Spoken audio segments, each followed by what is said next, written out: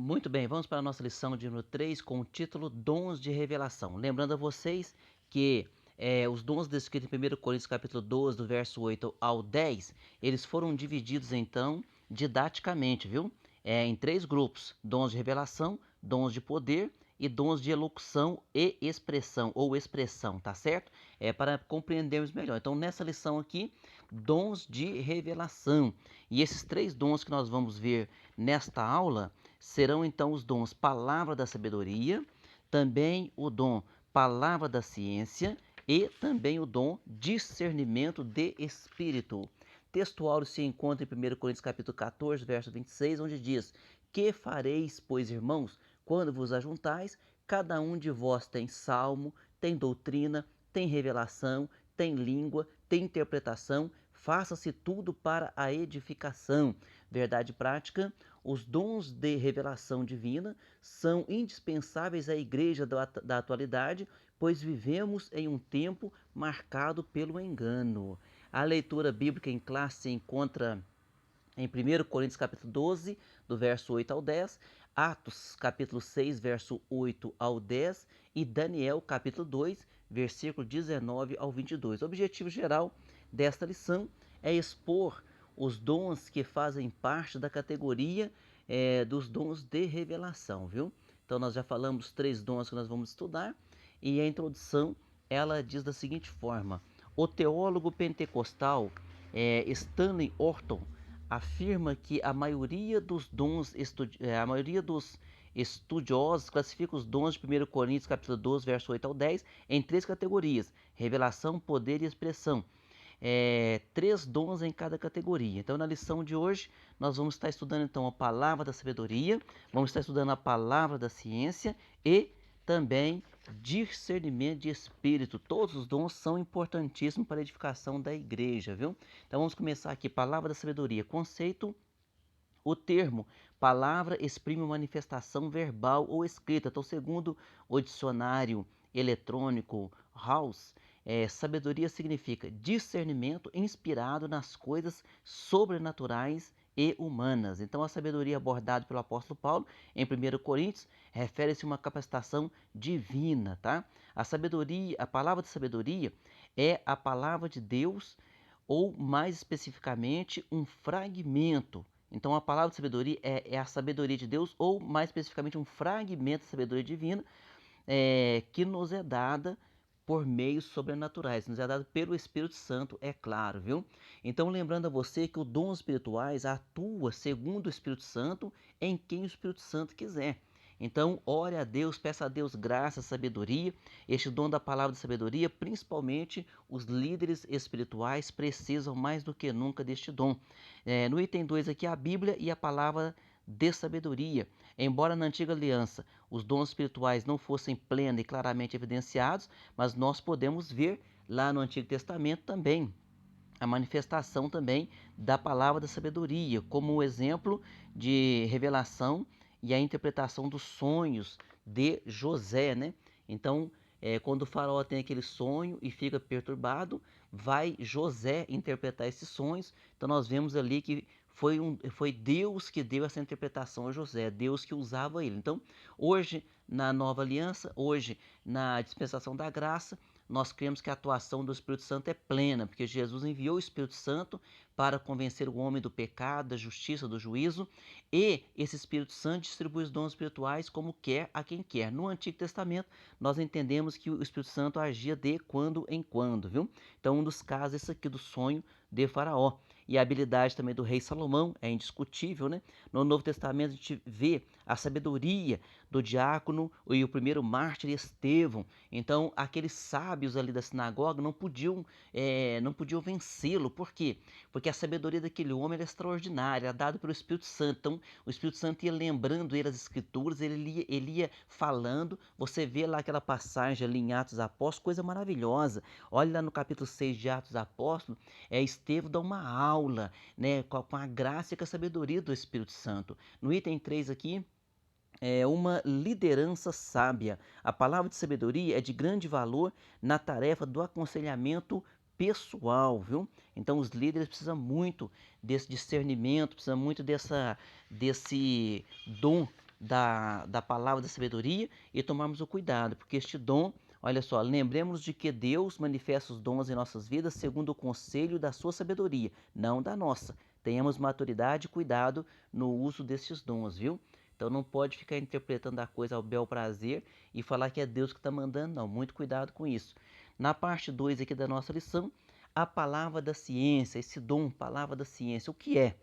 Este dom é muito relacionado ao ensino das verdades da palavra de Deus, fruto do resultado da iluminação do Espírito Santo acerca das relações dos mistérios de Deus. Então, a pessoa que gosta de ensinar escola dominical, coach de doutrina, a pessoa que quer se aprofundar, ele tem que orar. Por quê? Para que essa palavra da ciência atue sobre a vida dele e que ele tenha mais esclarecimentos para que ele possa transmitir com mais, é, com mais graça e com mais sabedoria os ensinamentos da palavra do Senhor. Então a palavra da ciência atua muito nesta área. Este dom também se relaciona à capacidade sobrenatural concedida pelo Espírito Santo ao crente para este conhecer fatos e circunstâncias ocultas, viu?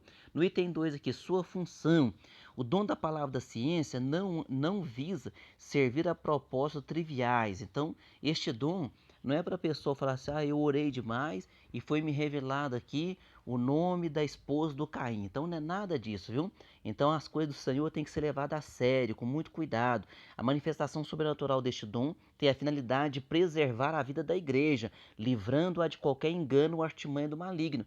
Então este dom é para que os líderes, para que aqueles que têm o talento de ensinar, não precisa ser um pastor, um presbítero, não precisa ter a credencial. Se você gosta de ensinar e Deus te usa nessa área, então este dom é importantíssimo para que você esteja instruindo a igreja e aquele que está ao seu lado. Primeiro, para que você não caia no engano. E segundo, para que a igreja tenha saúde espiritual. No item 3 aqui, da segunda parte, exemplos bíblicos da palavra da ciência. Nós olhamos ali o profeta Eliseu. Então, os conselhos que o profeta Eliseu dava, sempre Israel estava à frente do rei da Síria. E o rei da Síria achou até que tivesse um espião. Vocês lembram dessa história? Ele falou, tem um espião entre nós. Alguém falou, não, rei, é que lá tem um profeta, lá tem um homem, e este homem ele ora a Deus, e os conselhos que ele dá sempre estão à frente daquilo que você pensa ou das suas estratégias. Outro exemplo é Deus revelando aqui a Daniel o sonho de Nabucodonosor. Nabucodonosor reuniu todos os seus sábios e disse, olha, preciso da interpretação de um sonho. Esse sonho me perturbou, tirou meu sono. Aí os magos lá, os astrólogos, falaram assim, ô rei, pois não, diga o sonho. Ele falou, não. O sonho foi tão perturbador que eu não me lembro o sonho.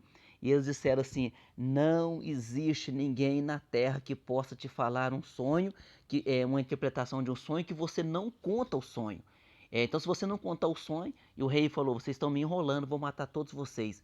Daniel pediu um tempo, foi orar, e Deus revelou a Daniel, e Daniel deixou claro a Nabucodonosor, que só Deus pode fazer isso, viu? Nenhum homem é capaz disso, somente Deus pode fazer isto, e revelou a Nabucodonosor o sonho que ele teve, e era o sonho daquela estátua, né? A qual nela Daniel decifrava todos os reinos da terra até a vinda de Jesus para estabelecer o seu milênio. No Novo Testamento, esse dom foi manifesto quando o apóstolo Pedro desmascarou a mentira de Ananias e Safira, viu? O dom da palavra da ciência não é adivinhação, mas conhecimento concedido sobrenaturalmente da parte de Deus. Na parte 3 agora, discernimento de espírito. Esse dom é muito importantíssimo, viu?